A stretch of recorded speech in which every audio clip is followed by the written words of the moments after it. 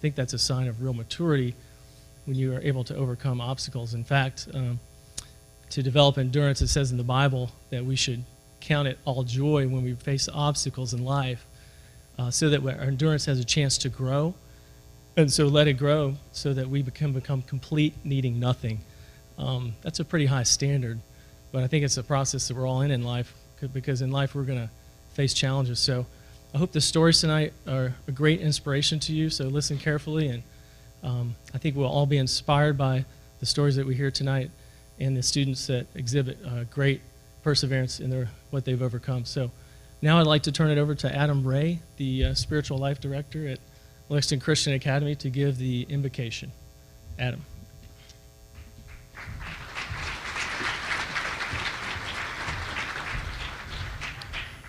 Thank you. It's good to be with you all this evening.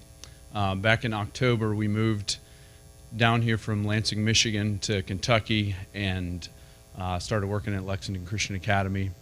So my awareness and understanding of Bluegrass Orthopaedics is completely based within the walls of LCA.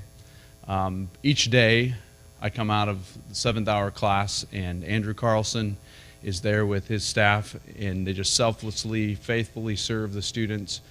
Sometimes I walk in there and there's 10, 11 students in there at one time, and they're just taking care of their needs, and I have just been in awe daily as a witness to that, day in and day out, all the ball games, the hours that they put in. And so just an incredible thanks to them, and just a true testimony of selflessness and a servant spirit there. As we go in prayer tonight, I just wanted to also mention that Coach Keith Madison's sister, Sharon, has had some difficulties recently, and with her health, she's had a shoulder surgery and then is ended up back in ICU. So we're going to pray for her tonight as well. And let's go to Lord in prayer. Father, as we come to you, we are truly in awe of all that you have accomplished through Jesus Christ. Lord, I'm thankful for each person that's here. I'm thankful for the representatives, for the award winners this evening. I've had the privilege of knowing one of the award winners, a couple of the award winners, and Lord, just seeing their lives and their testimony, how you have grown them, even as the verse that was mentioned a couple of moments ago, that through these trials, Lord, you are perfecting, you are literally changing them into the image of who you'd have them to be. Lord, we're thankful for this incredible meal this evening. We're thankful for the fellowship that we can have together. But Lord, as we go throughout the evening, I pray that truly, as each story is told, it would be a reflection of the goodness of our God and for the incredible opportunity that we have to serve you. We thank you again for your love. It's in your name we pray. Amen.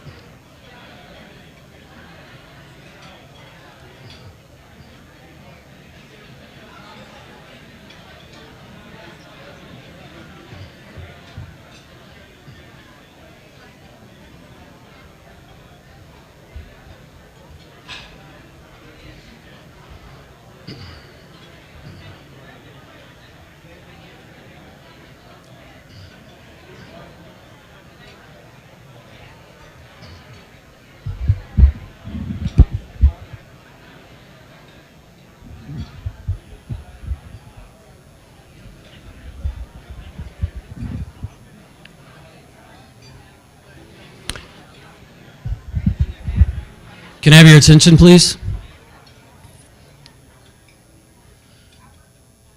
Please continue eating while I introduce our guest speaker tonight.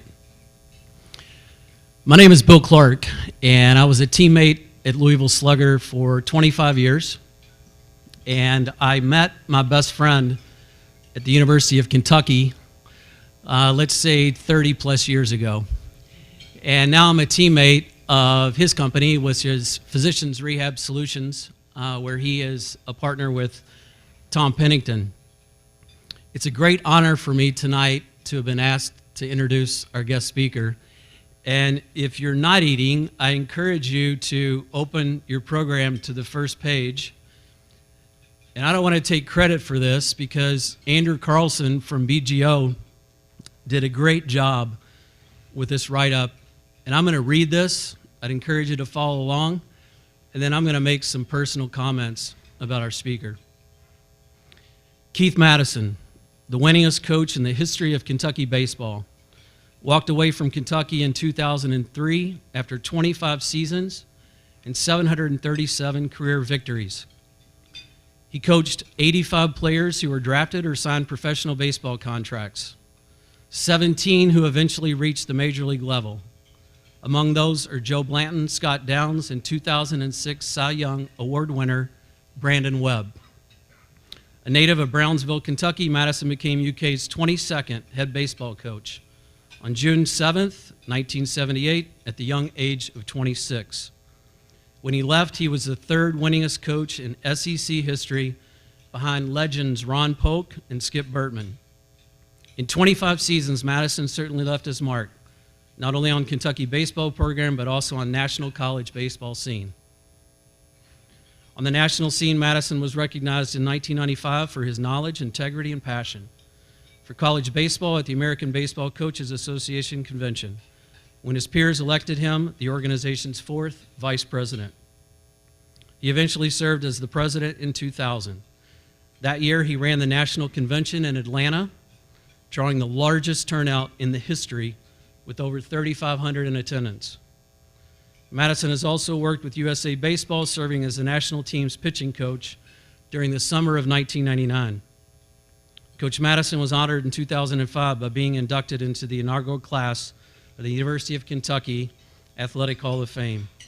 In 2006, he was inducted into the Kentucky High School Baseball Hall of Fame, and in 2007, he joined an elite group of coaches as he was inducted into the American Baseball Coaches Hall of Fame.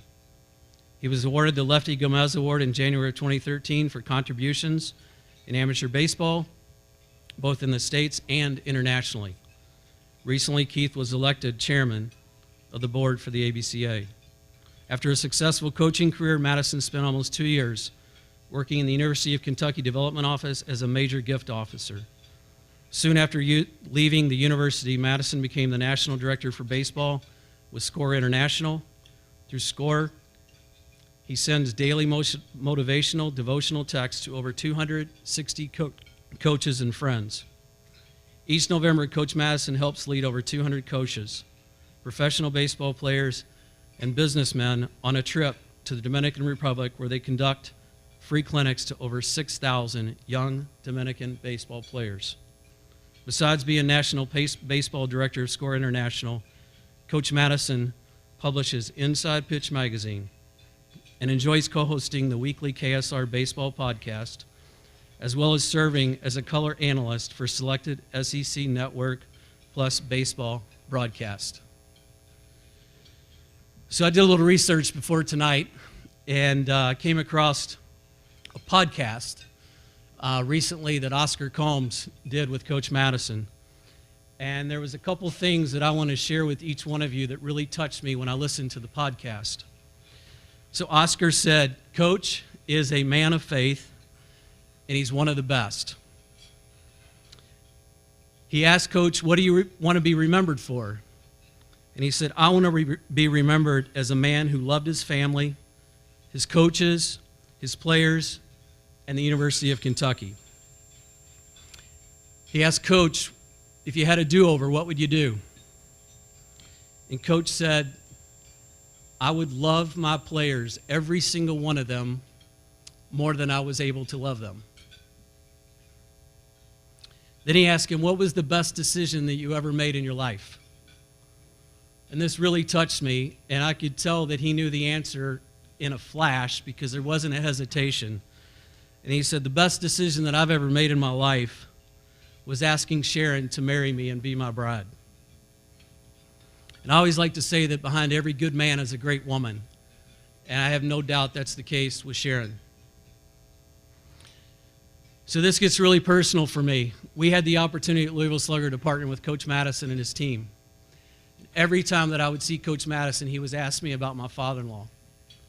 And he would always, after I would talk to him about my father-in-law, he'd always look me in the eye and say, Bill, I'm going to keep praying for your father-in-law. Coach, I want you to know your prayers have been answered. So I did a little research, and I found out that one of Coach's favorite players was Mickey Mantle. So I decided that I was going to do a little bit more research on Mickey Mantle. And one of the things that really touched me when I was doing research on Mickey Mantle was that right before he died, Mickey Mantle said that on my tombstone, I wanted to read, a great teammate. A great teammate. Coach, I have no doubt that Sharon, Austin, Tyler, Ken Jackson, Jack Kilrick, Louisville Slugger family, your players, your coaches, the kids in the Dominican Republic, your extended family and your friends, and God would all say that you have been and you continue to be a great teammate. And as a token, just a small token of our appreciation coming from BGO and Physician Rehab Solution, the factory at Louisville Slugger made you a bat.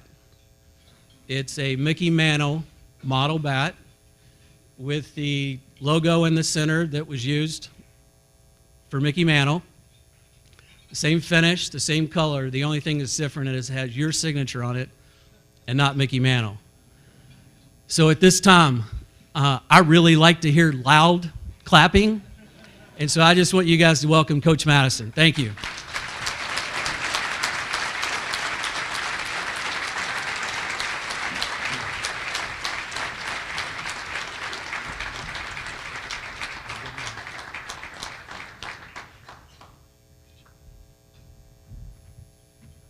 I don't know if I've ever cried during an introduction before. Wow.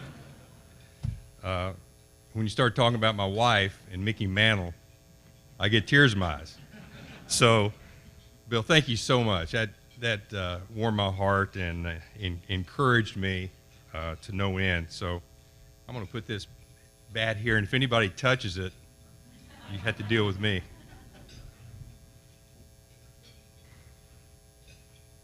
That is awesome. Wow. I have about 6 bats hanging in my office. They're all Louisville Sluggers, and one of them is my 100th win, and then the 200th win, and like that. That's going to be right there. So that is so good. I mentioned encouragement. My main purpose to be here tonight is to encourage you. Now, how do I know that you need encouragement? You're breathing. We all need encouragement, every one of us. So I'm going to talk about that just a little bit. But first, I want to thank Andrew Carlson for inviting me to speak here tonight and just to be a part of this. When he told me about this event, I didn't know about it. I remember thinking, that sounds like something I would like to be a part of, because I love it. I love the stories when people overcome adversity. It motivates me. I think your stories motivate all of us. So that's a good thing. But before I get started, Brian Milam, who is the MC tonight, he is a real baseball guy. His dad was a great baseball coach. He's grown up around the game. But he also is one of the best baseball trivia guys that I know in the Lexington area. So I've got, just going to put him on the spot, just going to call him out. No Google, no Google. So I have two questions. I have two trivia questions. One, name the Hall of Fame player, the only one that I know of, that threw left and hit right, non-pitcher. Man, I've asked that question probably, I'm not kidding, I've asked that question maybe 30 times in similar situations. He's the only guy that's ever gotten it. That's pretty cool. It's such an unusual thing for a great baseball player to throw left and hit right. There's a lot of guys that hit left and throw right, but very few players do that. Now, here's the second one. No. Name 3 University of Kentucky All-Americans that threw left and hit right. Come on now. No, non-pitcher. I'll give you a hint. One of them played last year. Evan White. Okay. Evan White was, if you didn't hear, Evan White, first baseman. Best first baseman I've ever seen. Played at Kentucky last year. No. Oh, man, I got him. I stumped Brian Milam. I feel so good about that. Here it is. Evan White, first base. Let's see. Wait a minute. 2000, I want to say 2006. Colin Cowgill. Okay. And then the other one played for me back in the 90s. Jeff Abbott. Yeah. So I got you, man. Good job, though. Thanks for letting me call you out. So, what I'd like to talk about is, in a group like this, we have students, we have parents, we have grandparents. I like to talk about what I call the ABCs of life. When you get to be my age, you can talk about things like that. Because I've lived for 66 years, and I don't know a lot, but I know a little bit about challenges, adversity, and things that go on that make life hard sometimes. But the A in the ABCs of life stands for attitude. And I know for sure that teachers, coaches, parents have hammered having a good attitude, a positive attitude to students, your children, ever since they were old enough to understand. But I'm telling you, a positive attitude is the most important decision that you make each day when you wake up. And it is a decision. You can wake up in the morning and you just don't feel right, you didn't get enough sleep, and you can say, I'm not going to talk to anybody. I'm just going to ignore those people. I'm just going to do my thing, and I'm not going to interact with anybody. And you can have a sour face, and you know what? You feel horrible, and the people around you feel horrible. Or you can get up and say, hey, I'm going to turn this thing around right now. And I'm going to smile. I'm going to be nice to people. I'm going to be encouraging to people. And you know what? If you do that, you feel better, and the people around you feel better. Have you ever been around people with a negative attitude, and you talk to them, and it could be 70 degrees outside and sunny. We haven't had many of those lately. But it could be that way, and they could find something wrong with the day. Oh, man, my allergies are killing me.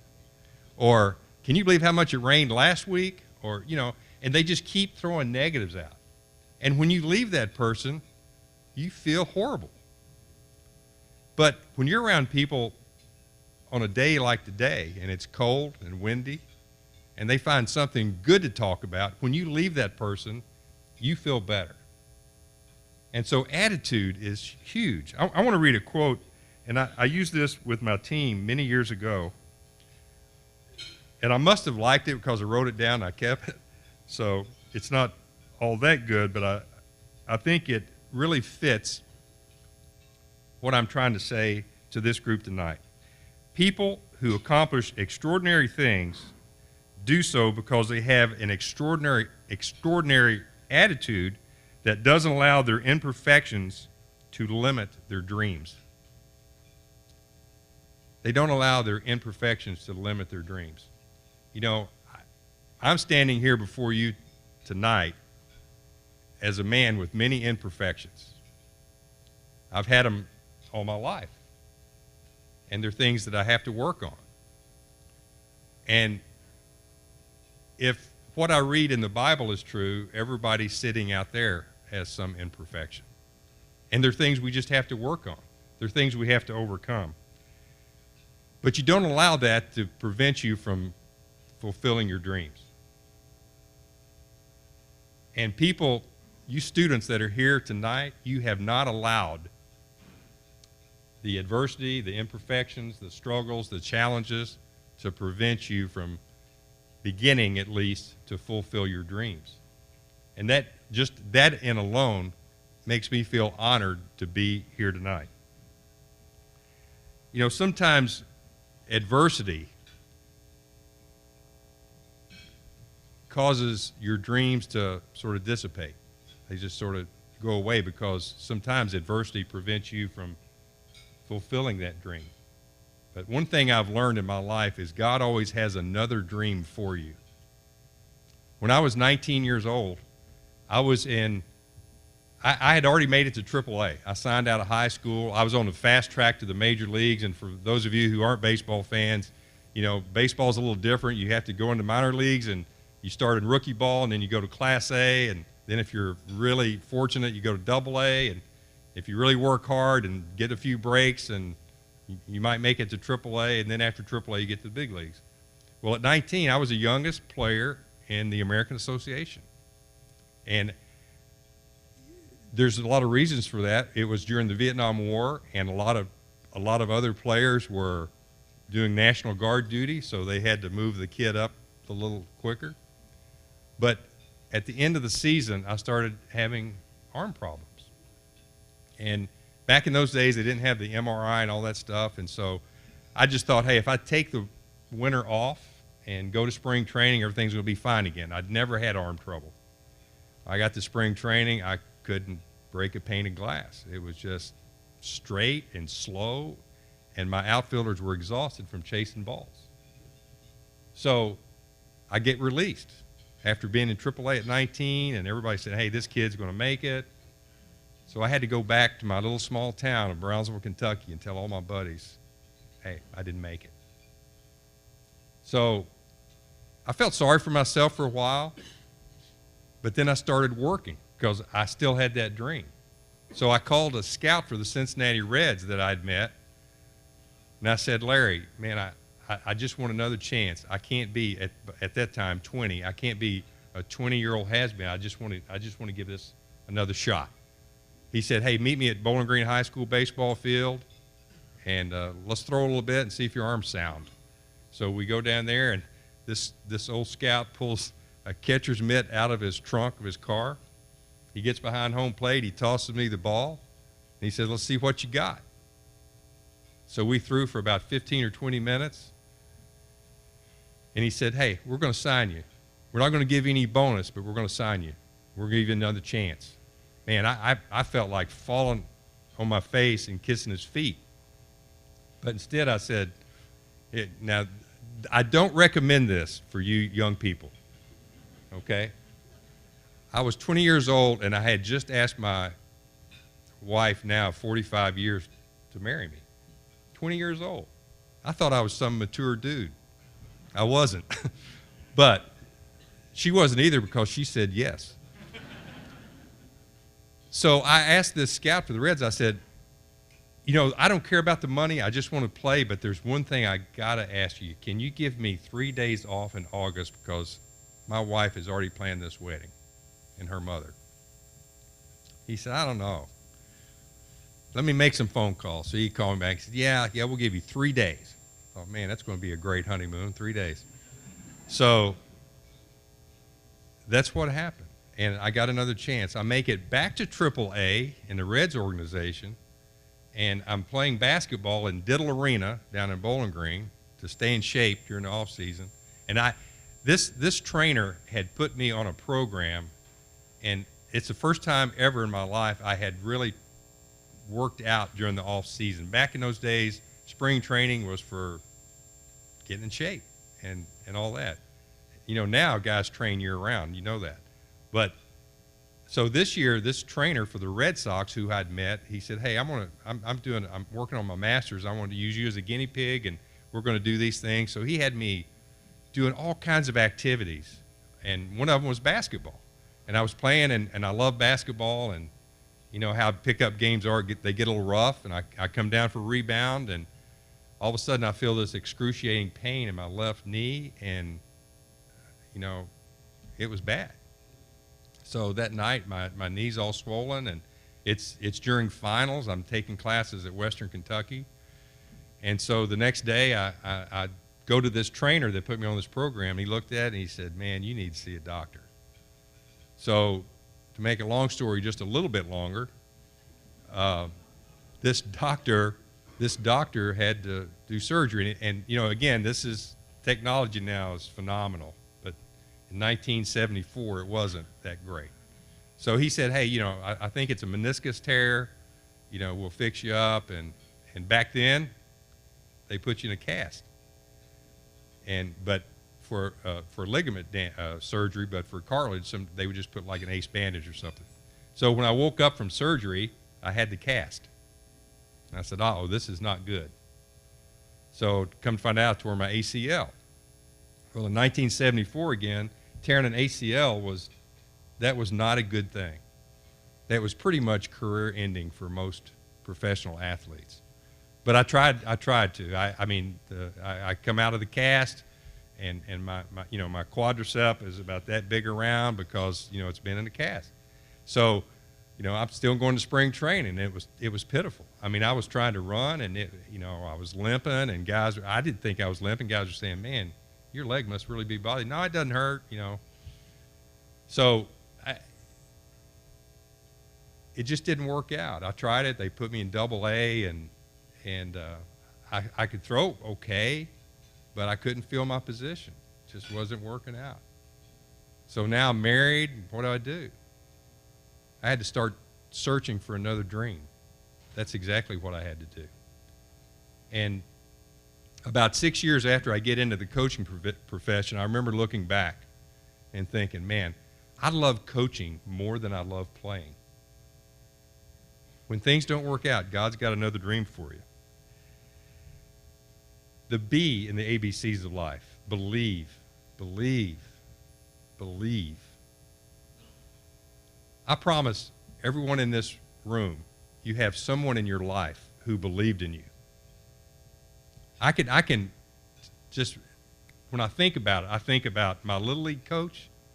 That guy believed in me. I did not get a hit my first year in Little League. He hung in there with me. He believed in me. My high school baseball coach believed in me. In a quiet, confident way, he just believed in me. My high school English teacher believed in me. I was struggling. I wasn't really struggling in the classroom because I didn't work. You have to work to struggle.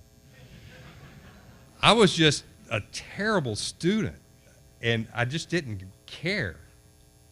And she comes up to me one day and she says, Keith, you're going to be in the school play. And I said, no, I'm not. She said, yes, you're going to be in the school play. You've got a strong D going in my class. If you want to make at least a C, you're going to be in the school play. I said, yes, ma'am, I'm in the school play. And it was one of the most punishing things I've ever had to go through. It was awful. But she, you know, looking back, she just hung in there with me, and she believed in me. And by the time I was a senior, I had become a pretty good student because for some reason, it must have been the hand of God. She was my sophomore English teacher. My junior year, she switched, and she was my junior English teacher. So I had to put up with this fiery, redheaded, demanding teacher. And then when I was a senior, she taught me again. It was like, oh my goodness. But she started just taking me under her wing. She said, how you doing in civics? How you doing in history? How you doing in math? I mean, she was just relentless. And I became a pretty good student. And if it hadn't been for her, I'm not sure I would be standing here today. Then there was a guy named Bob Oldus who was a crusty old minor league manager. He was a catcher. He'd been a big league catcher.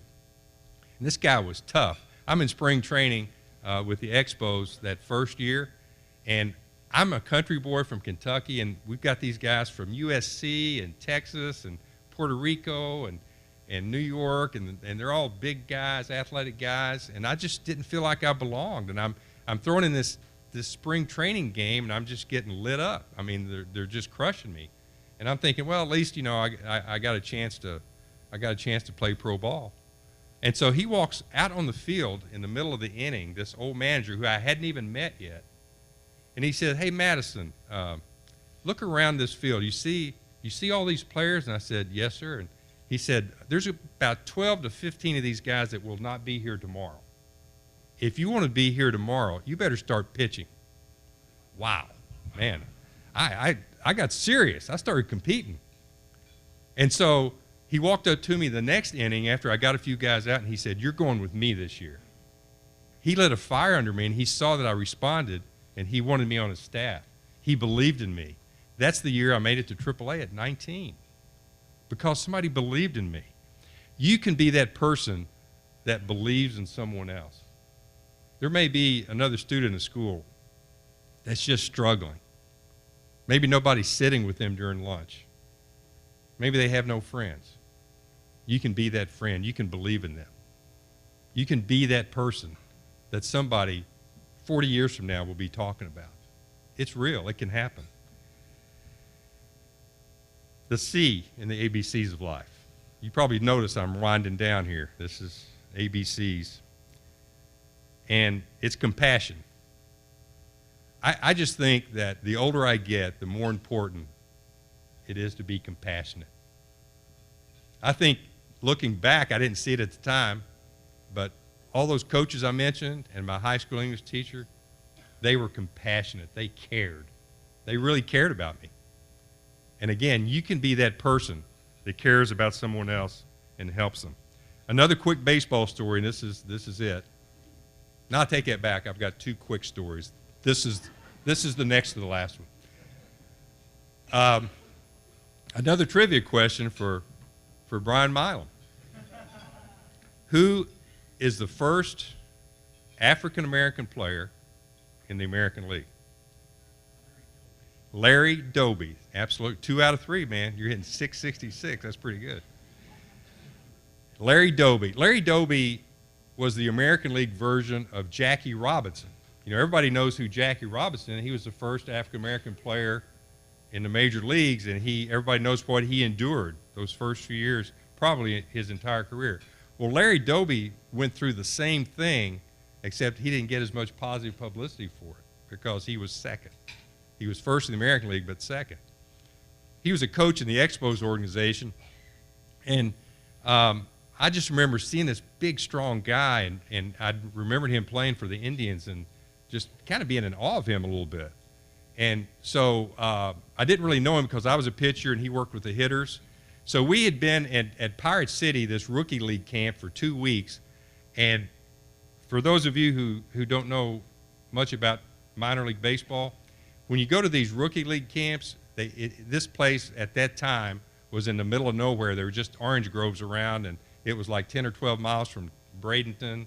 And there were 4 teams that stayed in dorms. It was the Pirates, the Expos, and I can't remember the 2 others, but it was just all guys. And we practiced in the morning, and we'd have some really bad soup and an apple for lunch, and then we'd go out and play a game in the afternoon. So we did that for 2 weeks, and my roommate, who just happened to have been a player at Murray State University, he was an older guy. I was 18 at that time, and he was 22. We come in after a long day out on the ball field, and he said, "Keith, I haven't seen a girl in 2 weeks." And I said, "Yeah, I know." He said, "Let's go out and meet some girls." Now, remember, I'm from Brownsville, Kentucky, country boy. I didn't know how to do that stuff. If she wasn't sitting next to me in the English class, I didn't know how to meet a girl. So anyway, he calls a cab. I'd never been in a cab before. So we get in the cab, and we're heading out, and I'm big time, man. I'm with this college guy, and we're gonna go out and meet some girls. And so we pull up to this little strip mall or shopping center type place, and there's a public supermarket, I think it was, and my friend, my roommate Bobby says, "Hey, drop us off right here." I'm thinking, I'm not real smart, but you know, the Publix is probably not the best place to meet girls. So he said, "Hey, just follow me." So I'm following this college guy in, and he goes straight to the checkout line, and there's this really attractive, at least I thought she was. I hadn't seen a girl in 2 weeks. She probably, I don't know. But so he walked right up to her, and I'm just soaking this in. I'm learning so much, and he's just putting these great lines on her, and she's just kind of smiling, and I'm just amazed at this. This is the greatest education I ever had. And so finally this girl says, "Hey, you guys look like nice guys, but I've got a boyfriend, and I'm practically engaged, and I'm not going to go out with you." And you know, we were kind of deflated. But she said, "I've got a couple of friends that'd probably like to meet you." And I kid you not, in 15 minutes, this car pulls up with these two, again, I thought attractive girls. And so we get in the car, and we introduce ourselves, and the girl that's driving said, "Hey, where do you guys want to go?" And Bobby said, "We want to go to the beach." So we go to the beach, and we're walking along the beach, and I look down the beach, and if Bobby holds her hand, and I'm going to hold the girl I'm with, I'm going to hold her hand, and I'm just learning the whole deal. And so after about an hour and a half, Bobby keeps getting further and further away from me, and I'm kind of losing track, and it starts getting dark, and I'm running out of things to say, and obviously he's having a lot better time than I am. So I finally yelled down the beach, and we're probably an hour away from Pirate City, this place where we're staying, and the curfew was 11 o'clock. So I yelled down the beach, "Hey, Bobby, man, we need to get going because curfew's 11 o'clock. And he yelled back, "You guys go ahead." I said, "Are you sure?" "Yeah, go ahead." And so I don't know how they ever made it back. But this girl takes me back to Pirate City outside of Bradenton. And sure enough, I'm there 30 minutes early. And so at 11 o'clock, there's a knock on the door, and there's this old minor league coach by the name of Eddie Sadowski. And I'm scared to death of this guy. He's one of those little guys that he's small, but he's got forearms like Popeye, and he just looks like he could kill you. And so he said, "Hey, he looks in the room, where's Bobby?" I said, "Oh, this is before cell phones, obviously." I said, "He's out back using the payphone." So he said, okay. About 30 minutes later, he comes back to the room. He said, "Madison, you're a liar. Bobby's not using the payphone. Where is he?" And I said, Skip, I don't know. Don't know where he is. He said, "You guys be in my office at 8 o'clock tomorrow morning before practice." I am scared to death. About 1:30 in the morning, Bobby comes in. He's happy and everything. And I said, "Bobby, you're not going to believe this, but Eddie checked our rooms. We're in trouble. We got to be in his office at 8 o'clock. He said, "Nah, he didn't." I said, "Yeah, he did." I said, "It's for real."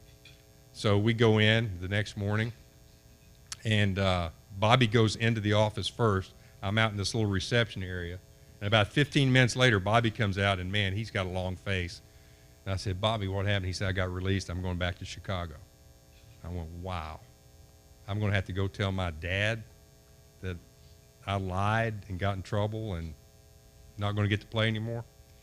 So I get called in, and Eddie Sadowski's up in my face, and he's pointing his finger in my face. He says, "Madison, you're a liar. We don't want liars in this organization. My recommendation is that you go back to Kentucky." And I'm tearing up. I mean, I'm 18 years old. My life is over. Larry Doby was the other coach in the room.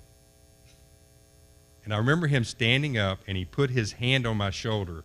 He said, "Eddie, wait a minute." He said, "If I'm still playing, I want Keith Madison as my teammate." Going, wow. He said he lied, that was wrong, but he was sticking up for his teammate. He was protecting his teammate. I think we give him another chance. Man, I can't tell you how much that meant to me. About, I don't know, 16 or 17 years ago, I'm reading the paper one morning before I go to work, and in the sports page, they used to have these little notes, and it said Larry Doby passed away at age 70-something. I cried because that guy saved my bacon. He extended grace to me. He cared. He was compassionate. I'm going to end with, this is a 4-minute story. I'm going to try to make it 2 because I've gotten a little long-winded. But it ties in really well with compassion. You know, whether you're on a team or whether you work for a company, it really doesn't matter. It's very important that you try to see that person on your team or that person in your business or in your work environment, you try to see them the way God sees them. And that's not always easy. I heard this story back in the early 90s. There was a teacher in the state of Minnesota, and he was struggling in the classroom. He just wasn't getting it done. The students didn't respect him, and he had already decided, hey, I'm calling it quits at the end of the spring, at the spring semester, and I'm done. I'm going to find another profession. And it just got, the classroom just got to be horrible for him. So he goes to a football game in the fall semester, and he noticed when the football coach calls timeout, the players would run over, they would give this football coach eye contact, and then these players would run back out on the field and try to execute exactly what the coach asked them to do. And so this teacher's sitting up there in the stands. He's saying, why can't I get that response from my students? So he was just adamant about, I'm getting out of this profession. The following Monday morning, he goes into his classroom, and he's so exhausted from just the negativity and the self-pity and all that. Instead of going up to his desk, he just sits in a student's seat, in a student's desk, and he just sits there. And he's thinking about, man, I can't believe I've got to do this again today. Nobody else is in the classroom. And he starts thinking about the girl that normally sits in that particular desk. And he started thinking, I've never really talked to her. I don't know her. And then he started thinking, I've never seen her smile. She doesn't seem to have any friends. So he was a Christian guy, and he started praying for this student. The next day, he went into his classroom, and he sat at another desk, and he prayed for that student. He did that the rest of the school year. Listen to how this story ends. 3 years later, he was named National Teacher of the Year. What was the difference? He started seeing those students the way God sees them instead of the way he saw them. He started getting to know them, and it makes all the difference. And if you're in a situation, whether you're on a team or you're in a business, no matter, if you start praying for those people that you work for, the people that work for you, the people you work with, the athletes that you train with, it makes all the difference in the world. You will see them in a different way. And it'll help you overcome any adversity, I promise. Thank you so much for letting me share. God bless them.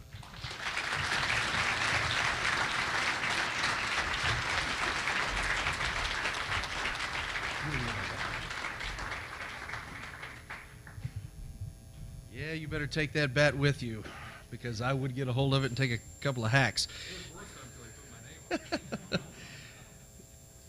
Like to thank Coach Madison for being here tonight, and if it were not for him, I would not be here tonight. He doesn't know this, but that's the fact.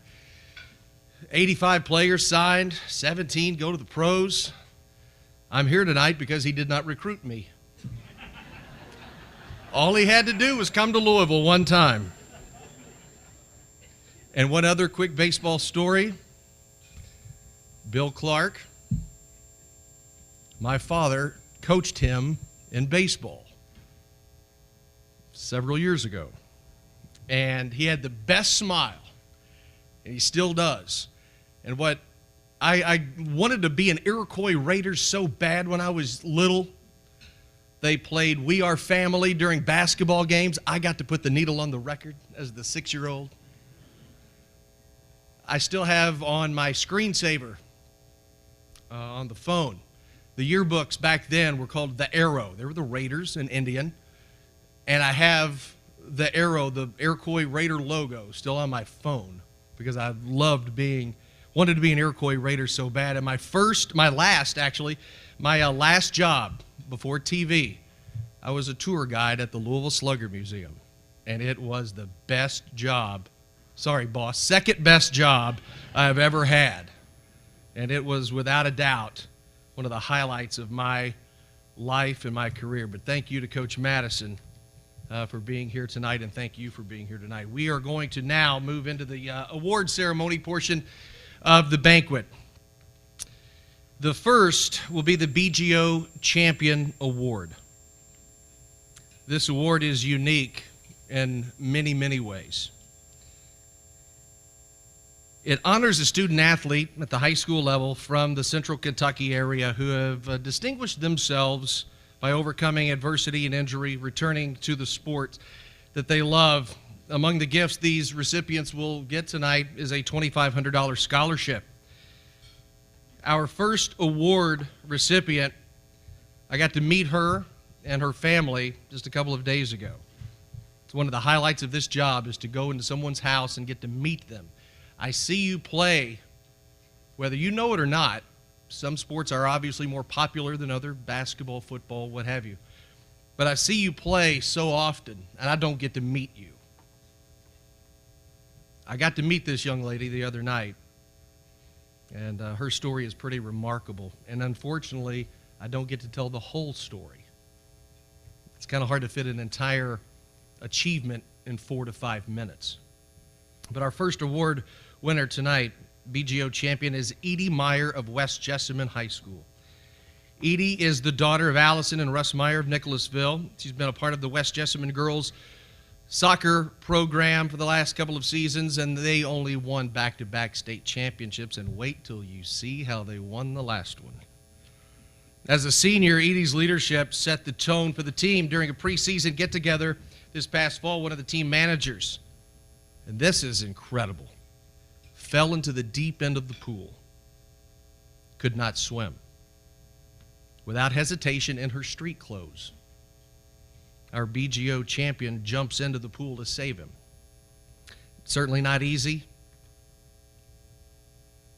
Fully clothed, a lot of extra weight. You're tugging on a human being to save their life. Edie, no formal training, showed determination and her love for others by saving this young man's life, who just so happened to be one of the managers on the team of special needs. He had Down syndrome, I believe, if that's correct.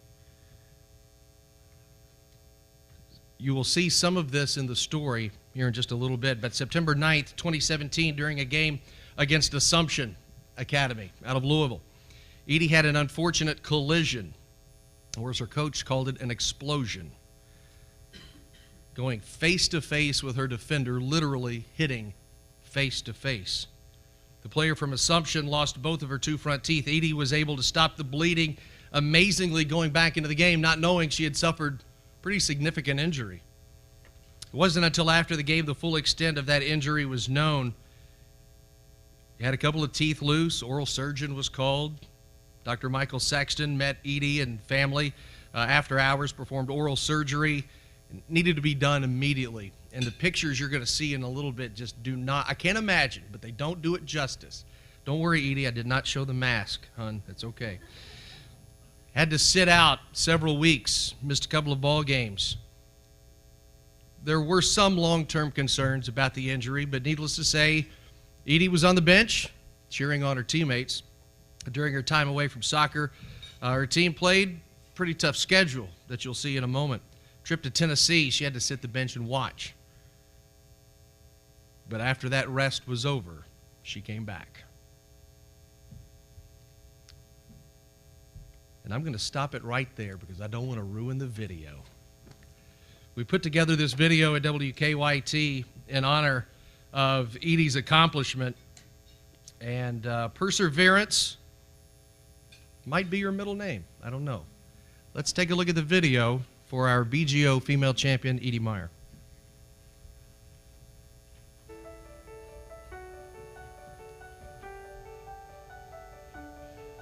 Edie Meyer is the epitome of a leader. Leadership is not position, it is action. And when you have a person like an Edie Meyer, it is easy to see why a program like West Jessamine was poised for greatness. I've been a coach in 30 years, and she's one of the best leaders we've ever had. And not just because she's a good player and she's tough, but just her character. Everybody loves Edie. She's infectious. She speaks louder with her play and action versus her words. Girls soccer started in Kentucky in 1992, but West Jessamine had never been to a state champion. Please, I'm sorry. If we could go take that back to the very beginning, please. The video was not up on the monitor at the very beginning. There we go. Thank you. Edie Meyer is the epitome of a leader. Leadership is not position, it is action. And when you have a person like an Edie Meyer, it is easy to see why a program like West Jessamine was poised for greatness. I've been a coach in 30 years, and she's one of the best leaders we've ever had. And not just because she's a good player and she's tough, but just her character. Everybody loves Edie. She's infectious. She speaks louder with her play and action versus her words. Girls soccer started in Kentucky in 1992, but West Jessamine had never been to a state championship game. That changed in 2016, and Edie knew what the Colts had on the roster. I knew coming into the season that we were going to be a force to be reckoned with, and we had two seniors that were already committed to UK, and we were on everyone's radar, I think, but I think all of us knew, kind of, and with a coach like Coach Wright, how could we not be somewhat successful? Coming into 2017, the target was firmly set on West Jessamine. After a 3-2 start, the Colts went 3-0-2 before a game with Assumption at home. I went face-to-face with a girl. It was then an Assumption game. We were both going up for a ball, and our faces hit, and I broke some bones in my upper mouth. And in the time, we didn't realize, I was gushing blood, and we got all that cleaned up, and I went back and finished the game. And I didn't really realize it was as bad as it was. I don't think anyone did. And she finished the game against Assumption after got smashed. The other girl didn't, and it was an explosion. I had broken bones, and I had to get a splint made for my mouth, and I had to get stitches, and he told me that he didn't want me to play for 2 or 3 weeks, and I was devastated. It was my senior year, so I'd waited 4 years for this, and so I was just devastated. Edie missed 5 games, but when she returned, West Jessamine seemed to kick it into another gear. An 8-game winning streak brought West Jessamine to the state semifinals to face perennial power Sacred Heart. The Colts trailed 1-0 with time winding down in the second half until Edie Meyer, with her defense, started the ball rolling for the Colts. This is trouble. This could be it. Look at that. Morgan Pence with the goal for West Jessamine. As fate would have it, this game would go to penalty kicks, each team answering the other, until it came down to one final kick. So far, this is a clinic. I knew I just had to do it for my team and my coaches and everyone that had put so much. We worked so hard from July all the way to November. It was no days off. It was constant. So I knew that I had to do it for my team, and there was no doubt that I was going to for them. The PK here. And there's the ball game. It was an adrenaline rush. My teammates were like, "You turned into a completely different person," but I was like, it was an outer body experience. I was just so happy and just wanted to celebrate with all my best friends and teammates. That set the stage for a second straight championship game appearance, this time against Notre Dame, whom West Jessamine beat on an Edie Meyer penalty kick in the state tournament the year before. Just like it had 376 days prior, penalty kicks would decide the outcome. Blocked by Rexford. Rexford saves the day. You want a little history, Gary. Last time, 2 nights ago, it was Miss Meyer, who won it for the Colts, and here she is with the opportunity again, I believe. And guess who came to the moment of truth yet again? You want your kids, the tough mental, the fighters, those tough kids, that's who you want to take it. I knew I could do it, but obviously I was really nervous, but more just like I went into like a zone. Like when I was like walking up to take it, like I don't really remember everything. Like I was just kind of like really focused and I really couldn't see anything else but the ball and the goal. Here we go. Trying to win the state kick is up. Goal. And it's good! West Jessamine, your 2017 girls soccer state champion. The same young lady kicked it against Sacred Heart, kicks it against Notre Dame. It was awesome. I mean, it was really awesome. But I have to say, like, I don't know if it was being a senior or whatever, but the second one was even better. I mean, it was only fitting that she got a chance to go in the semis and finals and hit the last shot of the game and bring some hardware back to West Jessamine. It's so surreal, and I mean, it's crazy, and just having knowing that like your banner will be hung up in the gym for the rest of time, like that's really special. She made the best of it, and now she's a special young lady, and she has a lot of qualities, and she's going to be able to use it the rest of her life. Ladies and gentlemen, I present to you our BGO Women's Champion, Miss Edie Meyer of West Jessamine.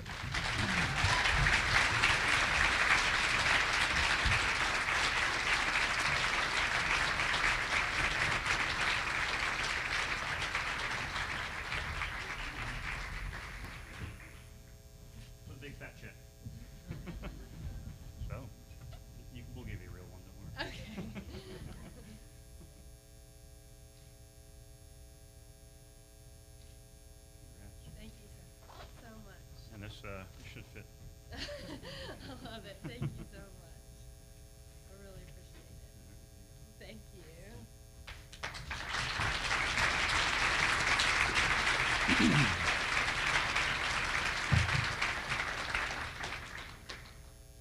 I like the belt.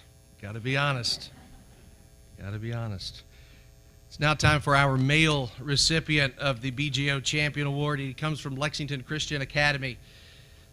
The first time I had to say his name on TV, it was a cold read. That means the name just hits you. And I said, oh my gosh, how do I say his last name? My last name is 5 letters. It has been pronounced a dozen different ways. Milam, 5 letters. I understand Malam. I get it. Maybe you think I'm Italian. Okay, that's fine. We played at Clemson, Coach. I'm leading off the game. He says, leading off, the shortstop, number 5, Brian. And he pauses.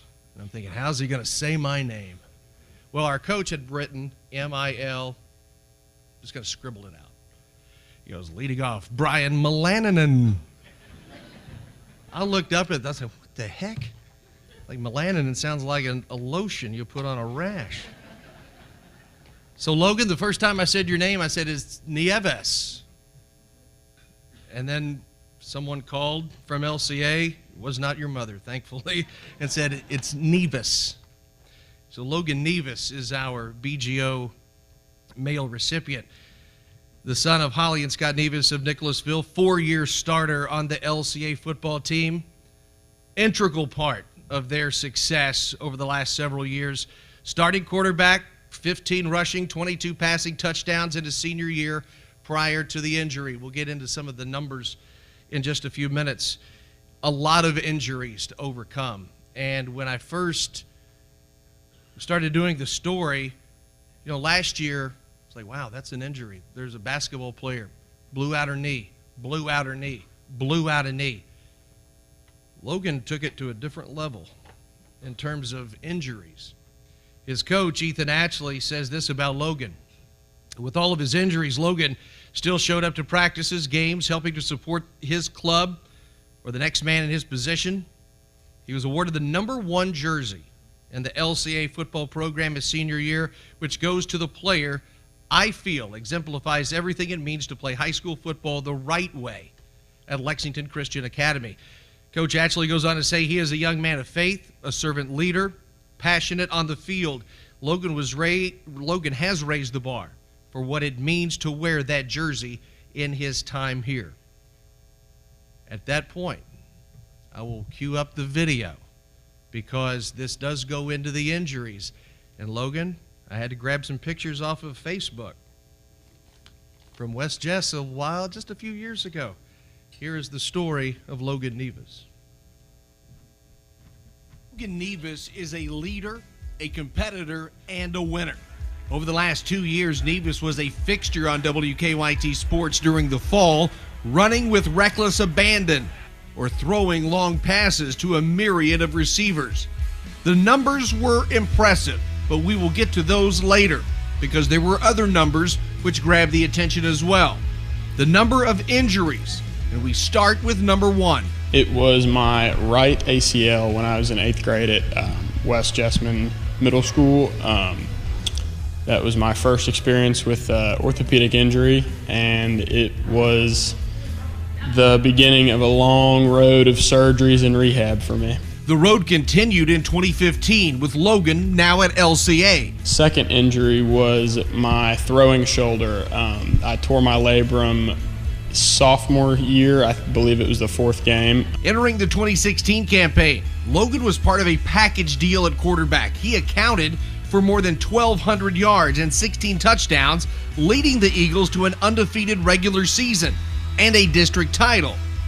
Then injury number 3. That was when I had thrown an interception against Danville, and I was running down the guy who caught it, and I tried to strip the ball by swinging down over top, and my thumb got cracked on his helmet. Now to 2017. Nevis is the starter from day one, and boy did he dazzle the city with his dual threat capabilities.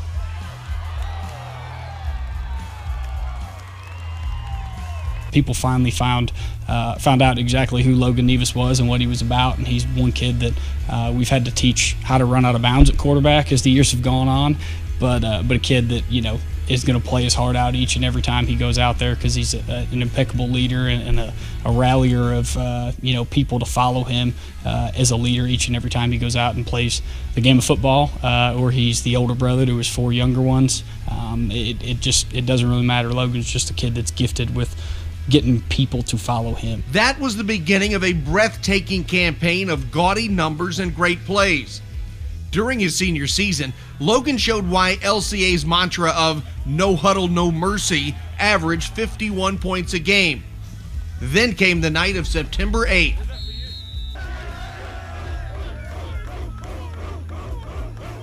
First victory over Catholic in program history, man. That's awesome. It's awesome. That celebration ensued because LCA pounded Lexington Catholic 56-36. Beating the Knights for the first time in school history. We can do anything, and this proves it. We're going to make a run this year. Be watching. And everyone would watch as LCA's embarrassment of talent lit up scoreboards. But then, my 4th injury was in a playoff game versus Leslie County my senior year. I was just taking the ball up the middle. I just crossed the line of scrimmage and planted with my left foot, and my knee just totally gave out, and I kind of figured that was it. That was it. The end of a great career, which accounted for more than 4,700 total yards, 58 touchdowns. But it also led...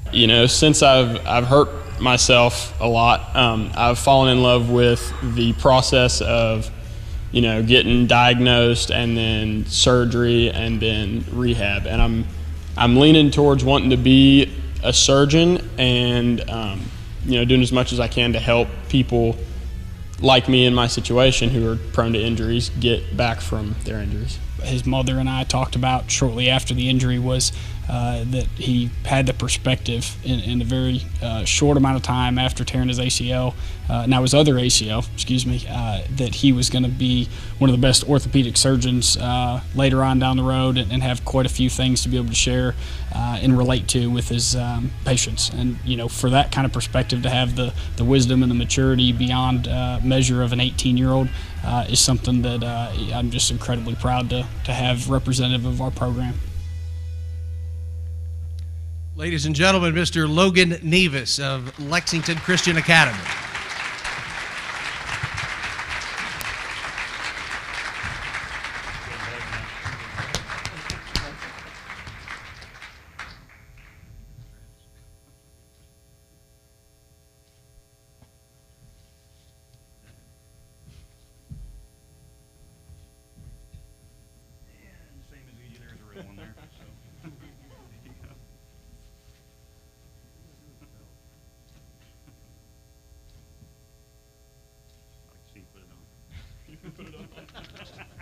Thank you. Yep. I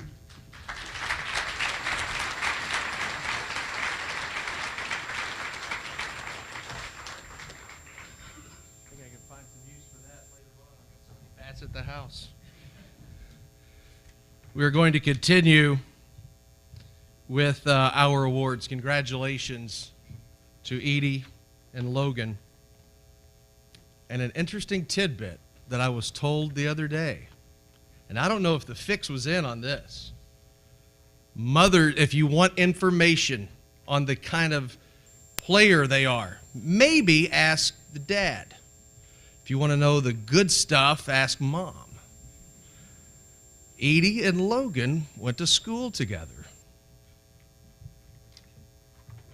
And they were childhood sweethearts. How about that? And then when I went to LCA to meet Logan and try to arrange an interview, the receptionist at LCA, very nice lady, and she said, "Oh, Logan will be here in a moment." Well, his girlfriend walked in, and she goes, "Oh, she's an international model." And then she walked in tonight and went, "Yeah, you are." She's tall. There are a lot of beautiful people in here tonight. Thank you for being here. The girls and the guys did not look like this when I was in high school. Guys are chiseled. Women look like they're 10 years older than what they should be. It's incredible. Well, let's continue with the awards. These awards, the following award winners, they will receive a $250 scholarship, a beautiful crystal plaque that you see on the table in front of us, and a gift from our friends at Bumblebee Team Sports. And we do have several awards and several honorees, so if you would not mind, please just hold your applause until we get through, and we will be out of here because some of us have a newscast here in just a couple of hours. That's WKYT, by the way. Our first in our next group of award winners is Kenton Edwards. Kenton Edwards of Bourbon County High School. Kenton is the son of Stacy and Tanya Edwards, a member of the Bourbon County cross country, basketball, track and field team. Kenton has earned numerous academic and athletic awards. Regional champion for triple jump in the 4x400 relay, member of the all-district football team. Kenton, also a member of the Beta Club, has been a member of the National Honor Society since 2016. Kenton's athletic trainer says this about him: Kenton embodies the true sense of family and team. It is a privilege and honor to work with such a humbled young man that is committed to serving others. Kenton Edwards.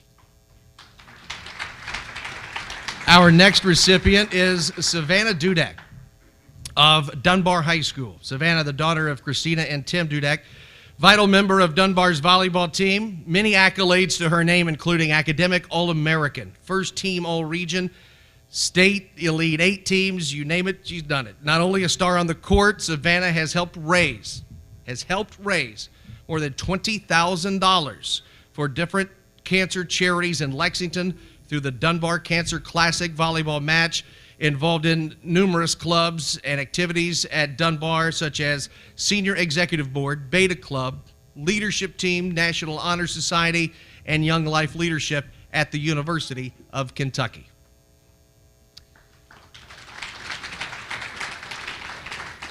Parker Harris of East Jessamine. Parker, member of the East Jessamine football and cheerleading teams, a KHSAA academic all-state winner. Parker also is a United Cheerleaders Association All-American.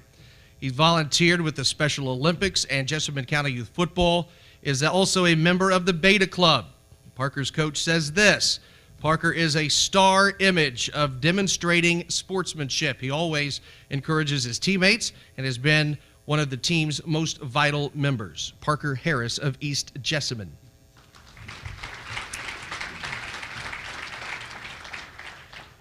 Whitney Walker of George Rogers Clark High School. Whitney is the daughter of Renee and Chad Walker, member of the Redbirds softball team. She is also extremely active in 4-H, winning numerous accolades. Whitney has been a role model for the DARE program, has helped with toy, coats, and food drives in Clark County, including working in the homeless shelter in Winchester.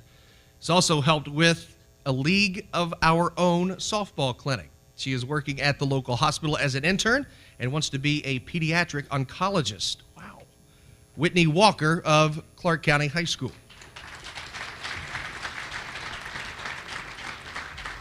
Jalen Thomas of Henry Clay High School, member of the Henry Clay basketball team, has continuously been a positive influence on people around him and has held a high standard in the classroom, numerous AP courses. His counselor, Bonnie Barnes, says this about Jalen. Jalen is kind, polite, complete gentleman. This is a testament to his impressive upbringing. He is a remarkable role model for teammates and younger students. He has a calm and reassuring demeanor that is inspiring to his peers and faculty alike. Jalen Thomas of Henry Clay. Spencer Chris of Lexington Catholic. Spencer is a member of the Lexington Catholic lacrosse team. Comes this evening with a #1 ranking in his senior class, a National Merit Scholar, U.S. Lacrosse Academic All-American. Spencer has also won multiple state championships in chess. I play checkers. That's why I just read. During his 2017 lacrosse season, Spencer played in 23 games, amassed 88 goals, 36 assists. His lacrosse team is poised to fight for a state championship this spring. Spencer Chris of Lexington Catholic.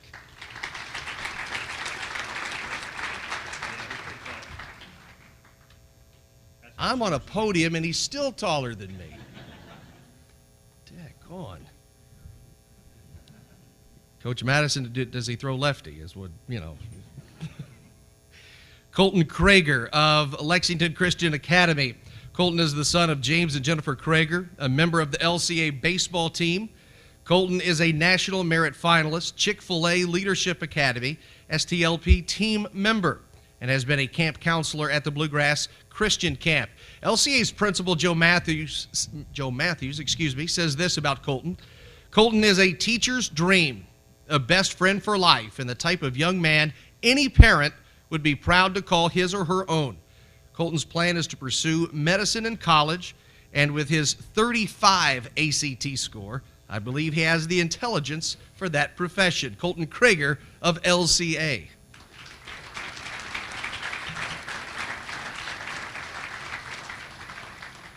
This is my favorite name of the night. Any fans of Muhammad Ali in here? Muhammad Ali. Do you remember who his doctor was, his cut man in the corner? Do you remember that name? Ferdy Pacheco. Dr. Ferdy, unfortunately, just passed away a few months ago. Our next recipient is Blaze Pacheco. That's a great name. Madison Central High School. Blaze is a member of the Madison Central basketball team, holding a 4.0 GPA, ranked in the 97th percentile in her class. Blaze has been honored with numerous academic awards. She is an advanced placement scholar and has been identified as gifted and talented in the area of language arts. Coach Cooksey says this about Blaze.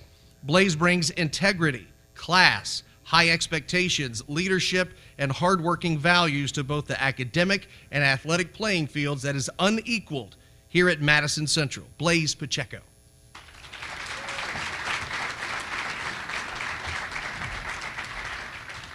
Just down the road in Berea, we go to Angelo O. of Madison Southern High School. Angelo has been a member of Madison Southern's soccer and tennis teams, ranking #1 in his class.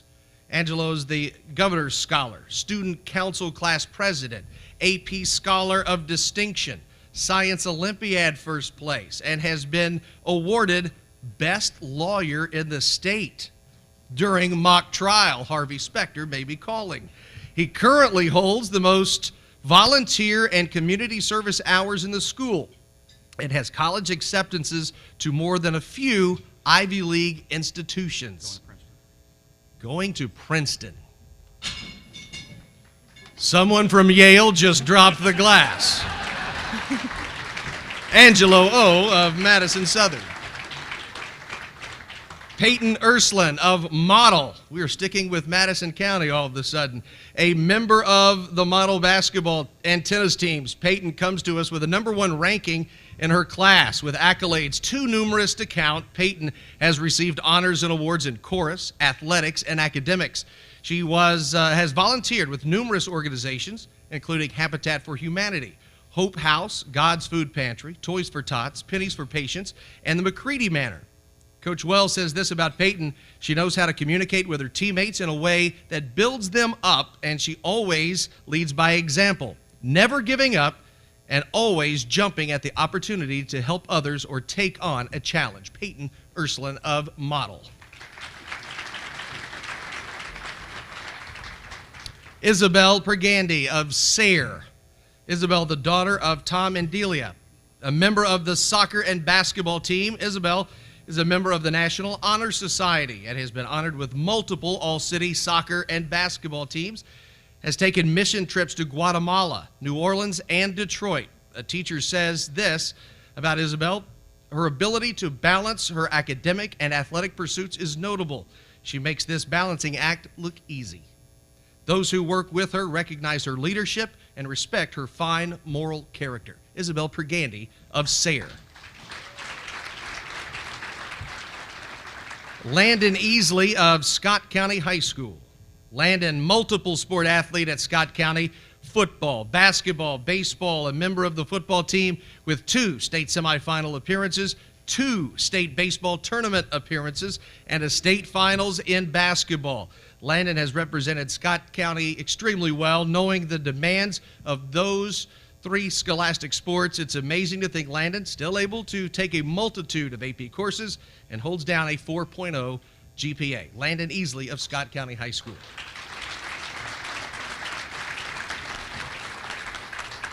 Ashley Miller of West Jessamine. Ashley, daughter of David and Danielle Miller, member of the state champion West Jessamine girls soccer team. In the 95th percentile of her class, Ashley has been on honor roll all throughout high school. NCSAA National Team Academic Award since 2015, member of the National Honor Society, and a member of the KHSAA State Soccer All-Tournament Team. Ashley also helps peers tutor for special needs classes at West Jessamine. Ashley Miller of West Jessamine High School.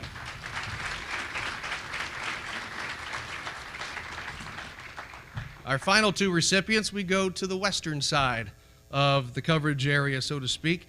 Emma Baybinger of Western Hills. Emma is the daughter of Art and Denise Baybinger. She is a member of the cross country and track teams at Western Hills, member of 4-H Club, French Club. They're very nice. National Honor Society Beta Club, captain of her cross country team, and ranks #1 in her class. Emma Baybinger of Western Hills.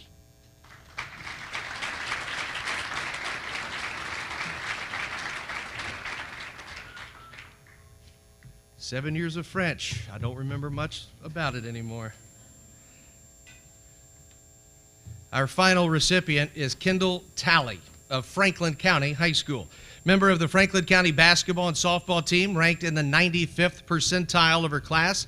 Kendall has been academic all-state throughout high school, member of the Beta Club, National Honor Society, and senior class treasurer during Franklin County girls basketball 2017 postseason run. She made the KHSAA Sweet 16 all-tournament team, demonstrating what kind of young woman Kendall is. Her athletic trainer employs her to babysit her 7- and 9-year-old boys, which she states is no easy feat. Kendall Talley of Franklin County High School. She didn't win tonight. Oh. See, in uniform. So we get a little something extra for showing up in uniform.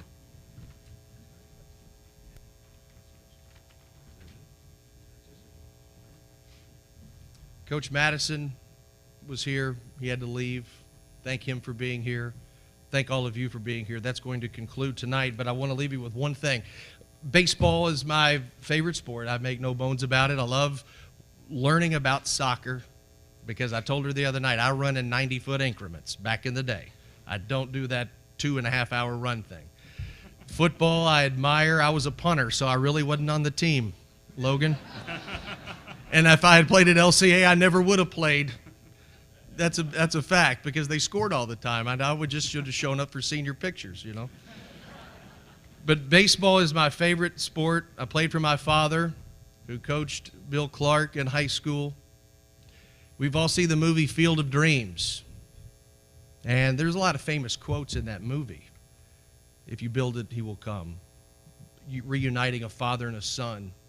Remember watching that movie, bawling my eyes out with my dad beside me, and I'm sure so many other people you know did the same thing 30 years ago when that movie came out. But my favorite line is from the movie, it's from the actor Burt Lancaster. He played the character Moonlight Graham. And if you remember the story of Moonlight Graham, he got to play in one game. John McGraw waved a bony finger and says, right field.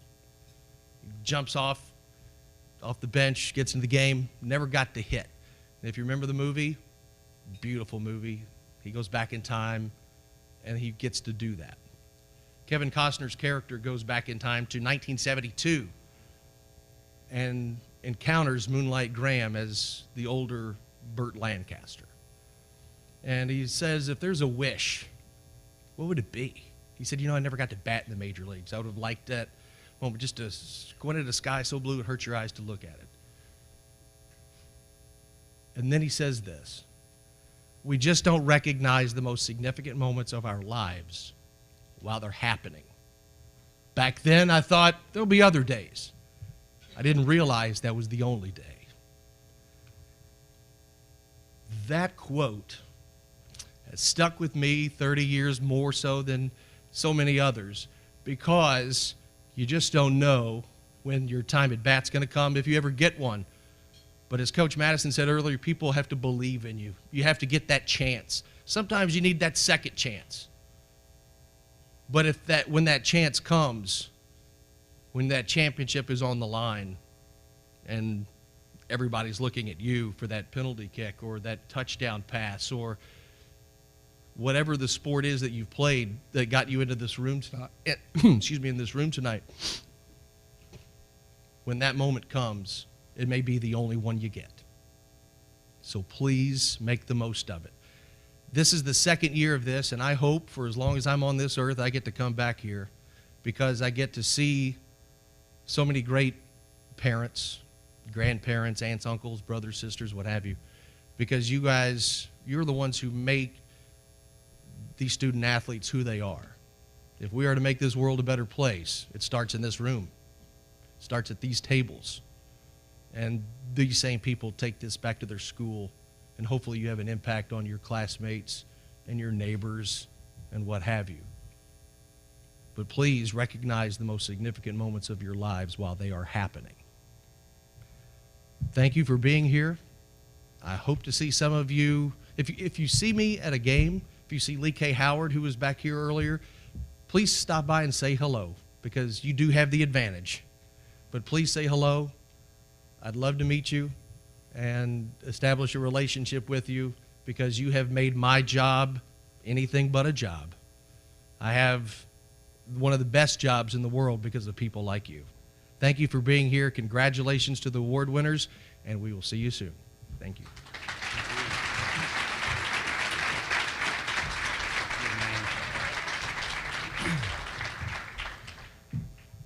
I couldn't ask for a better guy to run this event. I'm not going to lie.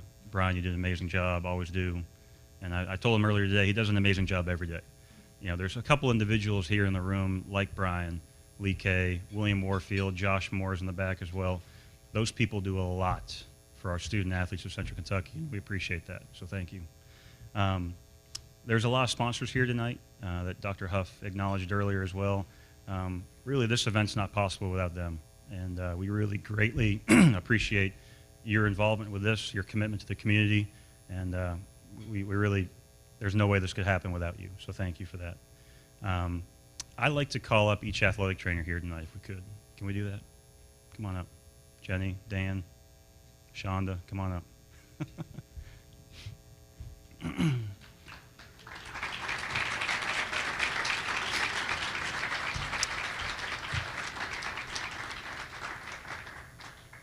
I would think that, I know a few definitely wanted to come. Cody at Dunbar really wanted to come as well, but I think you know our hours, You know that most of them are probably working tonight, okay? But thank you for coming. I've known these folks for a long time, great people. They do a great job with their school, and I just want to acknowledge them tonight and also give them 2 each of these Theraguns. These are little gifts right here. It's a good little massage tool we use on kids, and each of them can walk away with two of those tonight, so thank you for that. I would like Brian, if you could, to pull one of these names out of the hat, or one of these little guys. So the 2 tables up here, I have very similar tables in my room. I'm kind of spoiled, I'm not going to lie. Thank you, Terry Johnson, AD, LCA, for that. But I want to pull out one name, and they're going home with these 2 tables. Last year I told Mike Bolin at East Jessamine, I'll take care of you, don't worry. I actually pulled out their name. It was a total coincidence. All right, so what we got? Lafayette High School. Jenny's getting them. Yeah, she so that means you got to bring a truck tomorrow and bring them, okay? So, again, thank you. I wanted to thank one more person tonight, outside of the sponsors and the folks in the audience and Brian and everyone involved. My wife, she's 4'10". Even if she stands up, you're not going to see her. But for those who know the hours we put in, knows how hard it is on her. All right. Thanks, guys. Thank you. Have a wonderful evening and drive home safely. And I'll see you in about 2 hours on TV.